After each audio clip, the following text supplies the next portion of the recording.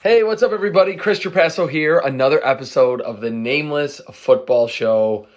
Coming off an absolutely stone cold, wasted week 2. I tweeted, watching all the action Sunday, the Raiders, Cardinals, the Browns, Jets, everything that transpired on Sunday, that it was like week 1 was crazy.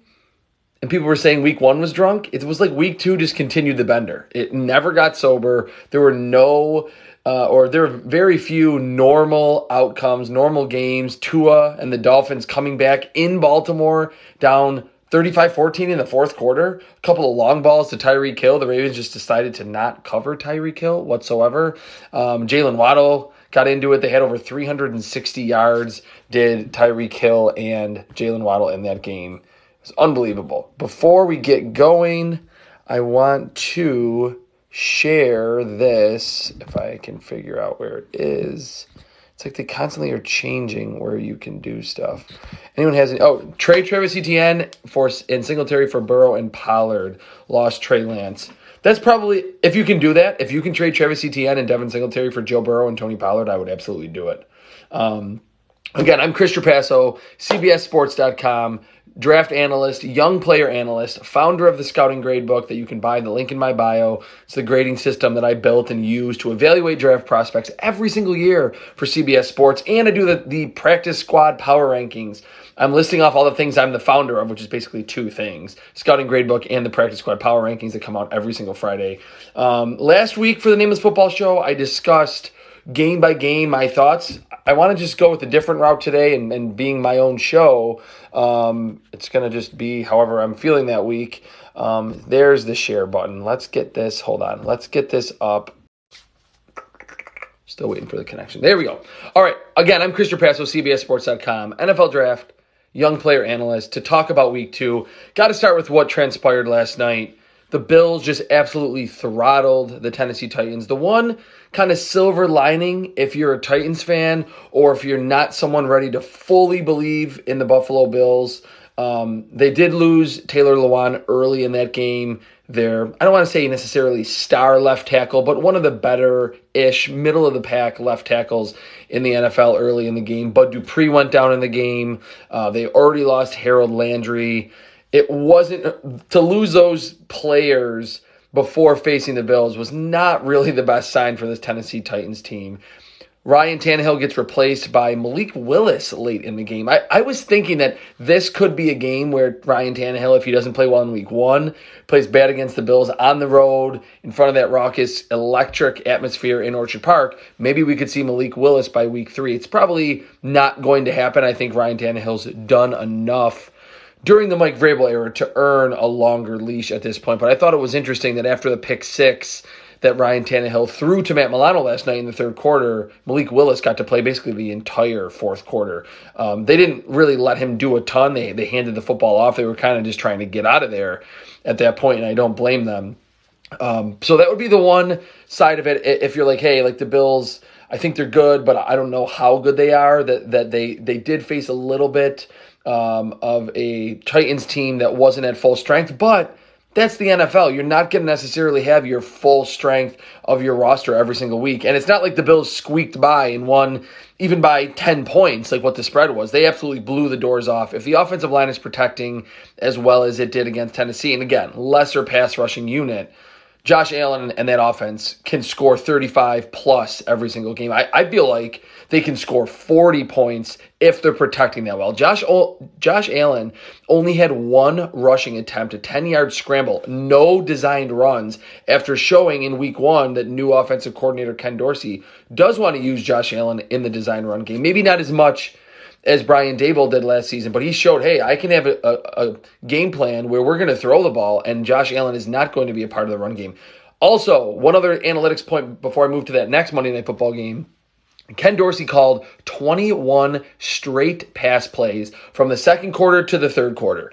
In the Brandon Beane, Sean McDermott era, the Bills have built one of the league's biggest analytics department, and we all know if you follow any analytics nerd or just someone like me, I don't think I'm an analytics nerd. I don't get all the algorithms and all that, but I definitely like the numbers, and I think they help teams make better decisions. If you follow any of that and understand it at all, you know that throwing the football is more efficient than running the football. Even if you have like Derrick Henry, like Ryan Tannehill at his best in Tennessee is more efficient over the long term than Derrick Henry, and he has been. The Bills, I think, understand that because of their robust analytics department and have been the pass-heaviest team in general. If you look at every different type of scenario, throwing on first down pass rate in one-score games, when a lot of teams want to run the football, just passing on first down in general, pass rate in general, they've been near or at the top of the league over the past couple of seasons as we've seen this Josh Allen emergence in passing rate. That was certainly the case in week 1. Not a crazy amount of passing. They got obviously ahead late, but when the first team offense was dropping 30 plus against the Titans on Monday night, just about 12 hours ago or whatever it was, 24 hours ago, they were throwing the football a lot. 21 straight passes from the second quarter to the third quarter when the Bills really blew the doors off in that game. All right, as usual, I'm seeing a lot of questions here. For the Nameless Football Show, you ask a question, I will answer. I'm going to get to the questions now before I get to that Eagles-Vikings game. Yes, definitely make that trade if you can. Giants are 2-0. Yeah, Brian Dable, Joe Shane coming over from Buffalo have done a good job. I think they're maximizing the talent. The offensive and defensive lines are better. I'm not a Daniel Jones believer suddenly, and it, to me, was good that the Giants were able to win in week 2 without getting like an otherworldly performance from Saquon Barkley. They're not going to get 194 total yards from scrimmage every week from Saquon. They didn't have anyone have a monster effort. The defense played well. Daniel Jones made plays when he needed to. A little bit later in the game, Saquon made some plays, and suddenly they're 2-0. And the NFC East looks a lot more wide open than I think people expected. Maybe not wide open because the Eagles have started off so strongly, but that wild card, that second place spot in the NFC East, it doesn't look like it's at all going to be a 2-team race between the Eagles and the Cowboys. Colts just can't win in Jacksonville, it seems like. You know what? That's a good point. Someone tweeted at me during the game that like that's the Bermuda Triangle for Frank Reich and the Colts. Like they go down to Jacksonville, doesn't matter the expectations, it doesn't matter the team's records. They just not only just have trouble beating the Jaguars, they have trouble like showing up and looking like an NFL caliber team against the Jaguars. I watched all of Trevor Lawrence's throws for my young first and second year quarterback grade article that's up on CBS Sports, came out today. He played well. He was not tremendous. He wasn't making ridiculous throws that you would come away from that game saying, man, I could see why he was the number 1 overall pick last year. But he managed the game. And I think for Trevor Lawrence, he has to have more contests like that. There was too many games last season, almost his entire rookie season, where there was 4 or 5 big-time throws, but then like 7 or 8 wayward passes, throws that were made by bad decisions, just not reading the defense correctly, being antsy inside the pocket. Trevor Lawrence in that game took what the defense gave him, didn't try to do too much, didn't put the ball in harm's way. And I think at this point in his career, still very early, we know he has the arm talent. We know he's going to be aggressive. He's not a timid thrower. He never was, even as a freshman at Clemson. He needs to learn how to take what the defense gave him. To go back to Josh Allen, that's been integral in Josh Allen's development, that he has all the talent in the world, and he was been able to harness his arm, throws with a lot more accuracy, and I saw that from Trevor Lawrence in week 2, and he also has learned how to take what the defense gives him, to accept the check down, or on the RPO, if you see that your receiver has 10 yards of cushion, rip the ball out of the running back's chest, throw that football, take the 10 free yards, the 8 free yards, whenever you can. So the Colts definitely have problems. I think getting back Shaq Leonard will certainly help, just energize that defense. And the offensive line didn't really block that well against the Jags unit that has a lot of young pieces. It has Josh Allen. It has the number 1 overall pick in Travon Walker, but it's not a loaded defensive front. I'm a little bit more worried about the Colts, what they showed offensively in terms of what is their identity and their strength, not really being able to assert their will on the Jaguars at all. And there was a lot of missed fourth down plays late in that game where the Colts were trying to get back into it. They easily could have lost that game, 24-7 or 24-10 instead of 24-0. But yeah, the Colts definitely have their work cut out for them. 2 divisional games that I think at the beginning of the season, everyone said, all right, they're going to beat the Texans. They're going to cruise past the Jaguars, and now they're sitting at 0-1-1 going into week 3. All right. Any other questions? And I want to get back to a couple more thoughts that I have going into this week. What's up, man? We got my guys in here. Just watched your Carson Wentz video. Yeah, Carson Wentz, I saw that tweet today from Football Outsiders that in the first half, he was really bad, like by DVOA, which is like the all-encompassing efficiency metric that Football Outsiders has for teams and individuals. Carson Wentz was like crazy low. And then in the second half of that game was crazy high. And it was like the biggest gap between a first and second half that they've seen in a long time, or the second highest ever, whatever it was. I tweeted that was a perfect encapsulation. Just that tweet from Football Outsiders. Aaron Schatz, the founder of their great website, one of the first like analytics football websites out there. They do a great job. I said that was the perfect encapsulation of Carson Wentz. The experience. Is Carson Wentz good? Is he not? I can't tell. I watch one half and he looks like possibly a bottom 3 starter in the NFL. And then I watch the second half as they try to mount that comeback in Detroit over the Lions. He just falls short. Carson Wentz looked like a top 10 quarterback with the arm talent, throwing with anticipation, pushing the ball down the field, moving well in the pocket, and then he can have another half where he can't move in the pocket. It's like his feet are stuck in the mud. He makes bad decisions. He's antsy. The accuracy is all over the place. So Carson Wentz, one of the hardest quarterbacks, maybe not to figure out, because I think we know that he's just inconsistent, but one of the hardest quarterbacks to just say, can we just get a steady performance from you for 4 quarters, not a complete up and down roller coaster. Favorite betting line this week, if you've looked at them yet. That's from Johnny. I haven't looked at them yet. The only one I saw just as I was signing on, because I was looking at Bills stuff, that the Bills are -4 and the over-under is 51. It feels like I would say bet the over on that game. If the Bills don't have Dane Jackson, who suffered that really serious neck injury, apparently he's going to be okay and he might be able to play this season. Maybe not even that too far into the future, but he's probably not going to go on a short week. Micah Hyde got hurt late in that game with another neck injury. I think his was much more minor. If they don't have those 2 secondary players, I think the Dolphins, I don't think Tua Tagovailoa is going to throw for 459 yards, but the Dolphins should be able to move the ball through the air with Jalen Waddle and Tyreek Hill. And the Bills are going to be able to move the ball against that defense that has given up a lot of points, or that gave up a lot of points and a lot of yards to Lamar Jackson.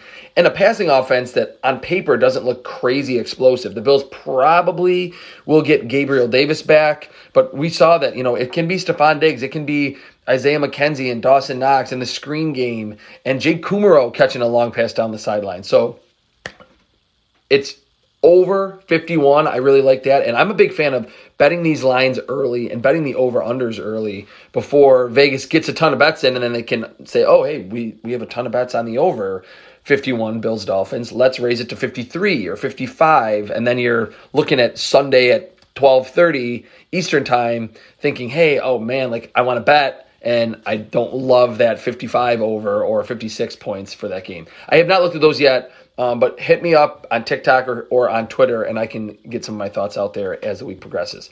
Do you think the Panthers should fire Matt Rule, Phil Snow? I'm kind of over them. Yeah, they should. I don't think they need to do it right now, but, I mean, what do the Panthers, what can they cling to right now during the Matt Rule era that they should be encouraged about going forward? Maybe the Baker Mayfield trade was a decent one. It was like their 3rd or 4th roll of the dice at the quarterback position. They had to trade, not a ton. They traded more for Sam Darnold a year ago, but that was a colossal disaster. The offensive line, I think, is better, but it's not great. The skill position talent is good, but not great. The defense, super young, playing a little better, not great. This is year 3 of the Matt Rule era, and it just feels like, could they maybe hover around 500? Maybe. But in today's day and age, you're not looking for a coach to go 8-9 and maybe squeak into the playoffs and get blown out in the first round. Now, of course, I'm definitely a believer where you don't just say, let's not go to this restaurant, have an idea for where you want to go. That's kind of the same deal with Matt Rule. There's plenty of good coaches out there, tons of guys in other front offices of successful teams that are assistant GMs and directors of college scouting, pro personnel guys that probably would be better than what the Panthers have had over the last couple of seasons with Matt Rule and their GM, Phil Snow. Okay, the Christian Kirk contract is looking good so far with what the Jags are paying him. I think so. I mean, I'm not going to say that it's a bargain because he got a huge deal in free agency, but they're featuring him. Doug Peterson is a good coach, especially offensively. His scheme is very quarterback friendly, and they're getting him in the slot. He's getting lined up with linebackers and safeties. I did a TikTok on that after week 1's game, and he was good again in week 2. He's he's not crazy explosive, but he's a very savvy route runner. He understands that you can create separation by changing speeds. You can start out your route running 75%, throttle down when you're getting to the top of that route stem to 50%, and then accelerate out of it at 80 or 90%, and there you can get open. And Trevor Lawrence is looking for Christian Kirk early and often. All right, let's see. I'm getting a bunch of questions. This is great. Thanks for chiming in here. Mark Andrews for Amari Cooper and Tyler Higbee. Are you saying you're trading Mark Andrews for those two? If you really want Cooper and you're all set at tight end, I am a big fan of Mark Andrews. I think he's, even with Devin Duvernay and Rashad Bateman in Baltimore seeming to be on the cusp of breaking out, especially Rashad Bateman, I still think Mark Andrews, like, to have an elite tight end that's going to score a lot of touchdowns too, I think is super valuable for fantasy. All right, question. Thoughts on Mooney? They got to get him involved more. And it doesn't just need to be, this is the Chicago Bears and wide receiver Darnell Mooney. It doesn't just need to be the bubble screen game or the go ball. Like, get him, like, let him run routes. He's twitchy, he's explosive, he's fast. Teams have to respect Darnell Mooney over the top. The Bears should just be featuring him like a normal wide receiver. He had one of the highest numbers of forced missed tackles last season. He's someone that is going to make defenders miss. He's going to create separation. I think at this point, the Bears like him. It's a new regime. They understand that he's from the previous regime, but he's a good player. And through 2 games, it's like too gadgety. It's too jet sweep, bubble screen, go route. Like, use Darnell Mooney. You don't have a lot of other options. Use Darnell Mooney as a number 1 wide receiver. I don't care that he's a little bit smaller. There's a lot of big-time wide receivers that aren't 6'1", 220. You don't need to be that big. Stephon Diggs is not huge. Devontae Adams is not gigantic. Brandon Cooks is a number 1 receiver. He's around the same size as Darnell Mooney. Certainly, more of a veteran, and he's done it for longer. But the Bears, and just watching them, and I've watched all of Justin Fields' dropbacks. First week was in a monsoon. Last week only had 11 attempts. They got to just take the reins off the offense. You're not moving the football very much by running on first and second down and keeping Justin Fields really under wraps, not allowing him to throw the ball. So you might as well just let him throw it. If he throws a couple interceptions, it's fine. He's not processing super quickly, and I did a TikTok on that. Check my feed after this live feed, or after this live video. I did a Justin Fields video talking about, from what I've seen, that the Bears are not blocking spectacularly, but Justin Fields needs to get it out of his hands quicker. I would just like them to say, hey, look, see it and throw it. Don't be worried about throwing a pick. Don't be worried about a ball falling incomplete or getting tipped at the line or broken up. We need to move the ball through the air. We're not going to be able to beat teams 17-14 with 30 carries between Khalil Herbert and David Montgomery. Let's see. Any other question? Love the early bets too. Thoughts on Ravens -3 against the Patriots? Thinks Ravens should be much bigger favorite. Yeah, that one's weird because the Ravens, and then I'll segue into that Ravens-Dolphins game. The Ravens defense on paper should be pretty good. I mean, with Mike McDonald, he's a first-time NFL defensive coordinator, but he was a protege of Wink Martindale, who he replaced. He's going to blitz. He's going to play a lot of cover 1, a lot of cover 3, leave his corners on an island.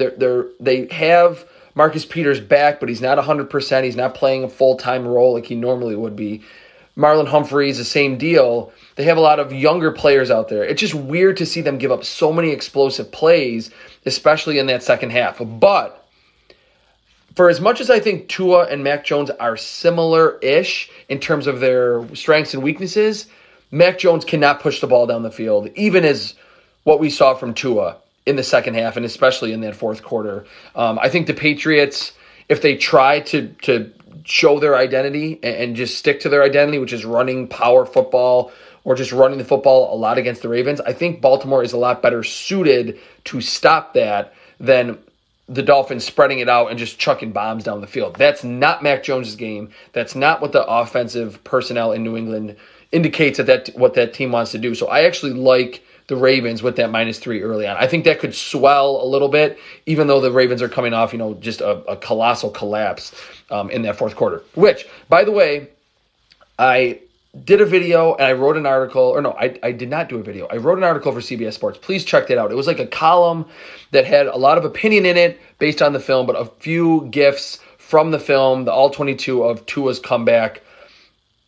I got to hand it to Tua and the Dolphins and the play calling, Mike McDaniel, what he did to just say, hey, look, we're down by 3 touchdowns. We got to air it out. But it's not as though Tua was making a bunch of tight window throws and was surgically dicing the Ravens down the field.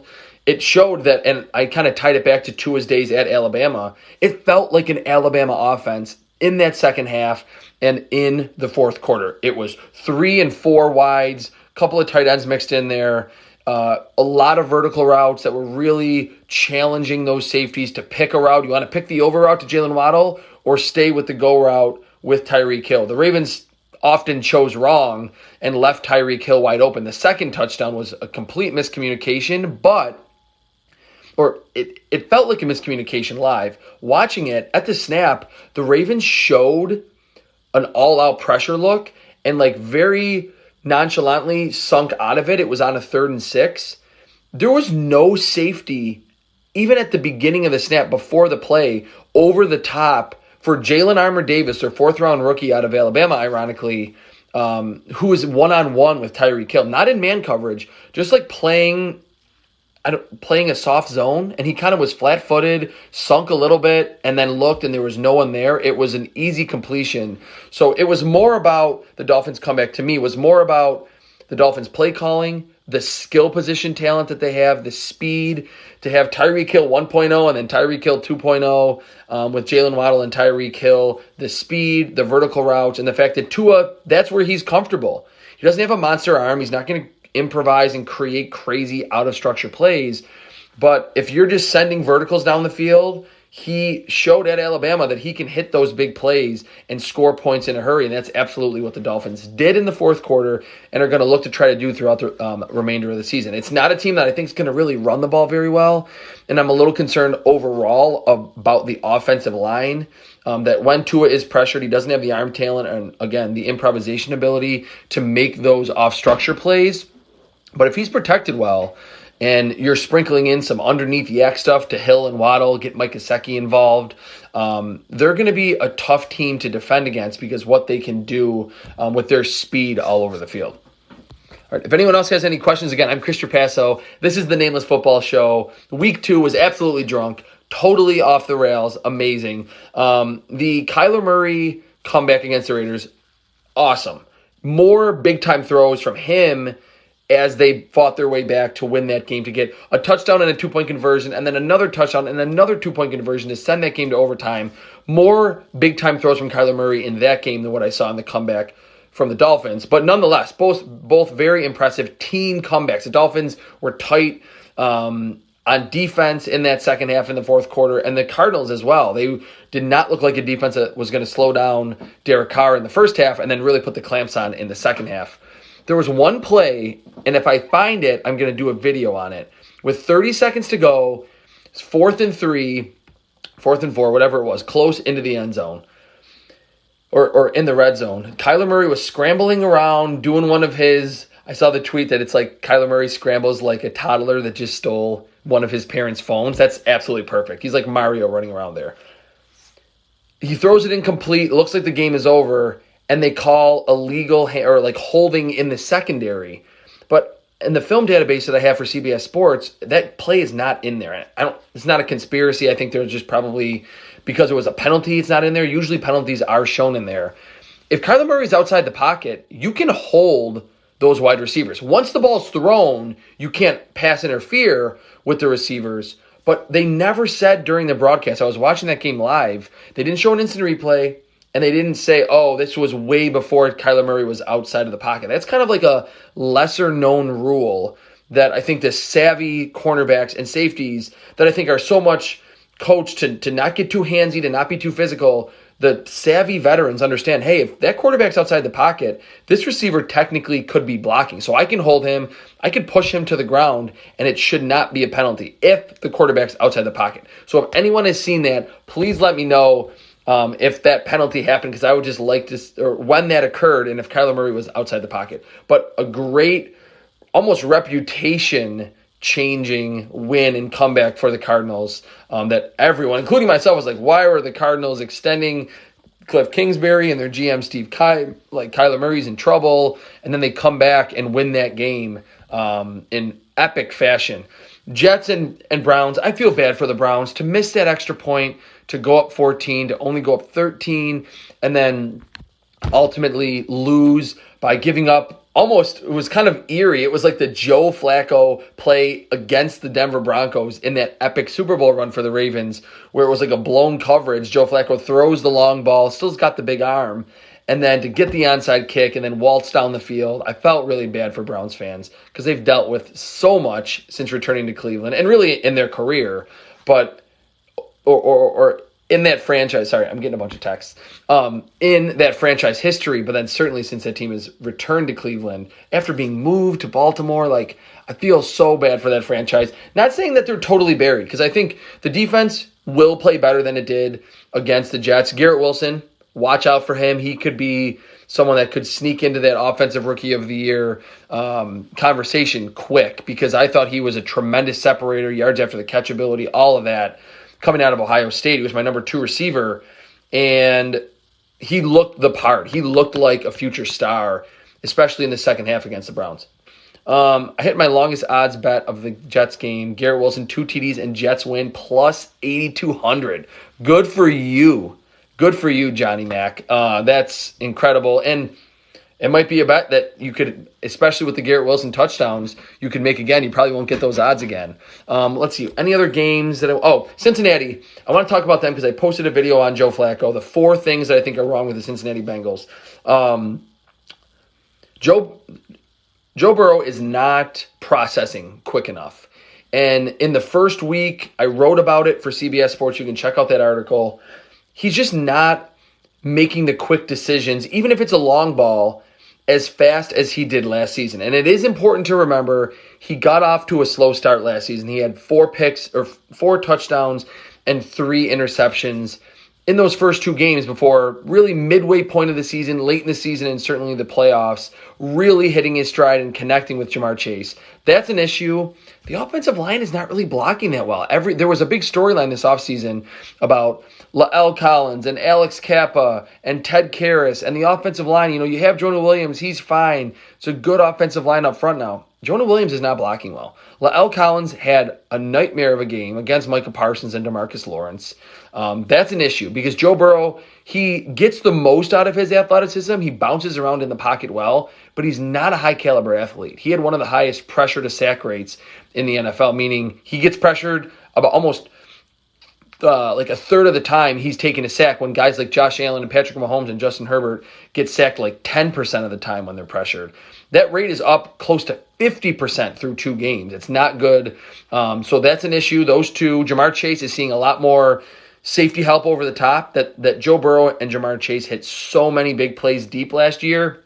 It's just going to be harder to do that in year 2. There's a lot of film on it. There's just the respect after the amazing season that Jamar Chase had, that you're not just going to get one-on-one, every other snap. The teams are going to roll that safety over the top and say, let's see you beat us with T. Higgins, who's good. He had a touchdown against the Cowboys. Hayden Hurst, the screen game, the running game, Tyler Boyd. It's still a good group behind Jamar Chase, but you're not going to see as many single coverage plays from him just because of how good he is. And not only he's amazing after the catch, but down the field he was outstanding. And then lastly, and this was not really what's wrong with the Bengals, I just think sometimes you just face, like, you can have back-to-back or 3 in a row or sometimes even 4 in a row bad matchups. To face TJ Watt and that really good Steelers front was not a good matchup in week 1. And the Bengals really should have won that game. They kicked the extra point, they win the game. And then they faced Micah Parsons and DeMarcus Lawrence and Sam Montgomery and a good Cowboys defensive line. That Dorrance Armstrong is one of the better secondary rushers in the NFL on the outside. Osa Odigizua is also someone inside that certainly has juice and has pass rushing moves as a interior rusher. So I think they're not going to necessarily see the best rushers in the NFL. They already just saw them. I mean, Myles Garrett,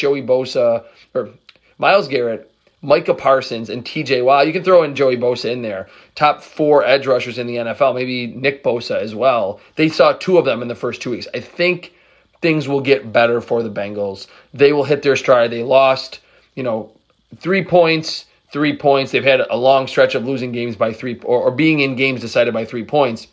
They'll eventually have a game that's not such a nail-biter and get back on track. Are they going to win 14 games and go 14-1 down the stretch? No, I don't think so. And I think the regression was kind of bound to happen just because of all the big plays that they hit last year that aren't going to necessarily be there every season. But I think the Bengals will ultimately hit their stride. All right, I want to take a few more questions and I'm going to sign off for tonight. Again, I'm Chris Trapasso, CBS Sports. This is the Nameless Football Show, taking all of your questions. Bengals O-line looks like they've been struggling, especially the tackles. That's what I put in my video. I wrote about it last week, did a TikTok on it just yesterday. You're absolutely right. Burrow started last 2. That's right. Let's see. Joe Mixon leading all running backs in receptions. That's not a good sign. I love Joe Mixon. I think he's super versatile. He's one of the most underrated, probably the most underrated feature back in the NFL. The Bengals are not an offense built to have Joe Burrow or have Joe Mixon leading the team in catches. They have too much talent in other spots, receiver and tight end, to have Mixon that high up to be leading the team in receptions through 2 games. Let's see. What's a good trade package for Derrick Henry? Meaning you want to trade Derrick Henry. I think probably a middle of the road, like low RB1, RB2, and a high wide receiver 2. I mean, To see that Derrick Henry has not gotten off to a good start, the curse of the 370 touches seems to be biting him like it's been every single running back before, but it's still Derrick Henry. The Titans still want to run the football. And if they do go to Malik Willis at some point during this season, maybe sooner rather than later, you're going to see an offense that's even more run heavy to get the play action going and to just not put too much on Malik Willis's plate early on.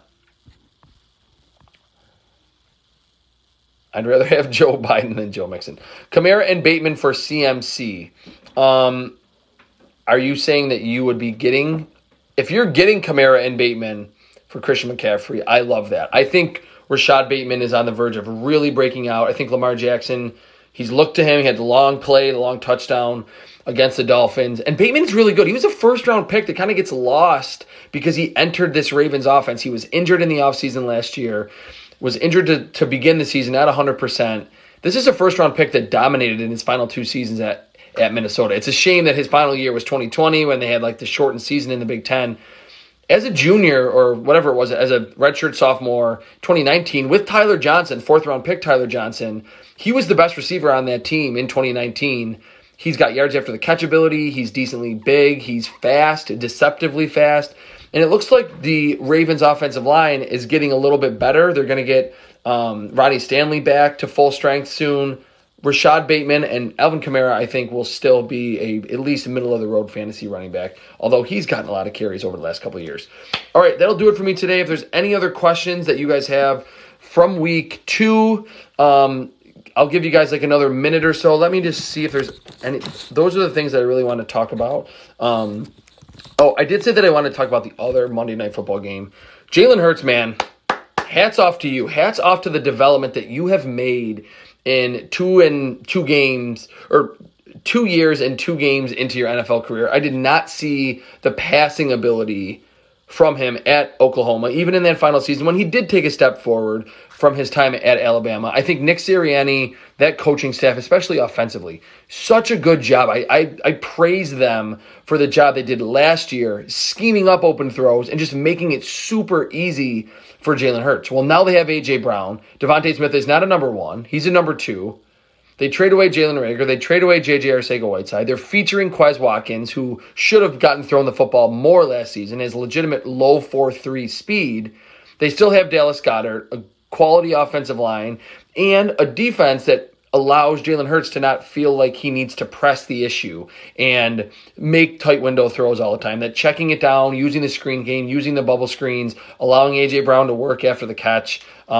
It's really remarkable. Not only what Jalen Hurts has done individually. I don't think he's like a top 5 passer in the NFL right now, but he's looking like a borderline top 10 quarterback. The pass and run ability, of course. He's not making a lot of mistakes. And we see, and I wrote about this in the Tua Tagovailoa article, not every quarterback has to be Josh Allen or Patrick Mahomes in terms of just making ridiculous jaw-dropping throws all over the field.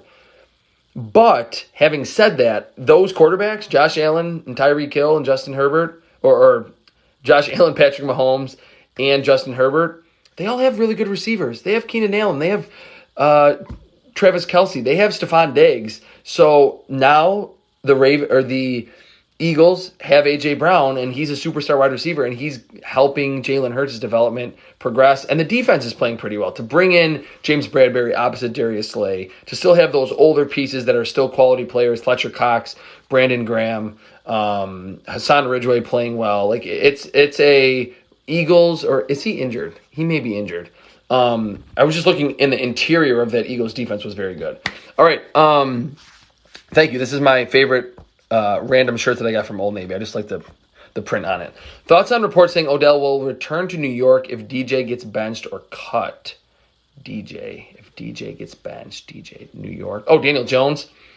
I mean, I think even Odell Beckham, for as much as the Giants have started 2-0, I think he gets that they're not like a Super Bowl contender. I did not see those reports. But I think getting into October, we will see the Odell Beckham Jr. sweepstakes really pick up as he's close to being like 10 months away from returning from that ACL. Let's see, March, April, May, June, July, August, September, October. November is 9 months. Late October, around Halloween, like Bills, Rams, they could certainly use him. Maybe some surprise teams that are playing well at that point that have good records. Odell Beckham could decide and say, hey, I want to go there and see if I can win another Super Bowl. One other question, last question of the night from Mitchell Bennett. Vikings played their corners way off, seemed very scared of the deep ball after the one to Quez Watkins. And that's what Quez Watkins can do. This is a 4-3 wide receiver who had a super long touchdown last year on a bubble screen where he just blew past the defense like 90-something yards. He's really fast, and that opens up everything underneath. And that's really where Jalen Hurts wants to work. To Dallas Goedert over the middle, Devontae Smith just getting open underneath. And then A.J. Brown can turn an RPO slant into a 50-yard gain. He can make defenders miss. He can win at the intermediate level and underneath on drag routes, on simple in-breaking routes. So to have someone like Quez Watkins now in a more primary role without Jalen Reagor there being force-fed the football, it actually makes the Eagles' offense a lot scarier, even though it's still an offense that's centered around the run game and A.J. Brown. Quez Watkins is low-key very important, I think, to the Eagles' offense. All right, that'll do it for me tonight. I'm Chris Trapasso. This was the Nameless Football Show. Thank you so much for watching. Until next week, 6:30 or 6:45, I'll jump back on for another episode of the Nameless Football Show. Thanks for watching, guys.